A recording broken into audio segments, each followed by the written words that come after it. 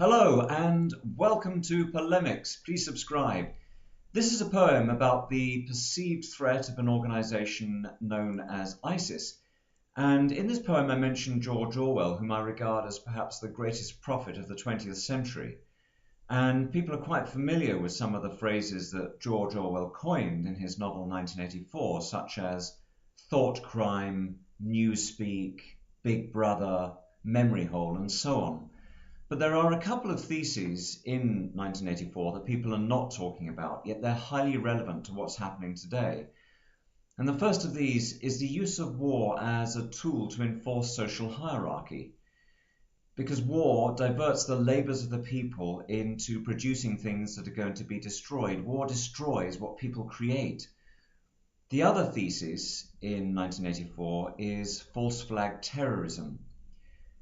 There's a conversation between Julia and Winston where Julia mentions her belief to Winston that the government of Oceania is firing rockets on its own people in London and blaming the enemy. Why?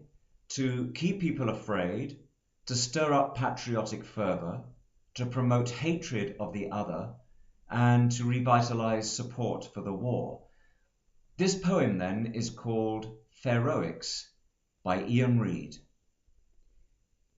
It used to be Al-Qaeda.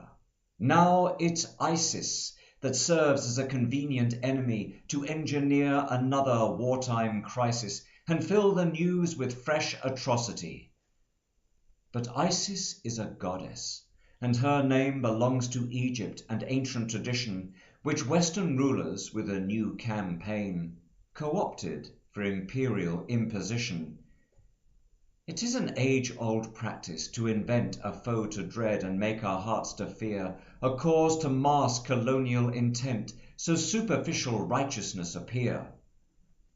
Orwell observed war's purpose to destroy the fruits of labour, so none may aspire.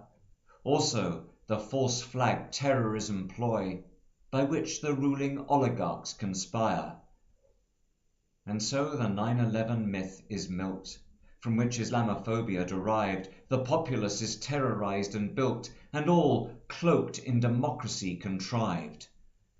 War's an addiction, and Obama needs his fix to follow on the last war's heels, another wound while still the last one bleeds, another blow before the first blow heals. Is this the answered prayer of Christian hands, cupped to receive anointed oil flows?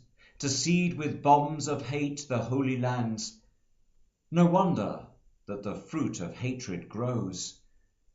Intelligence and training are the guise in which to countenance this corporate pact.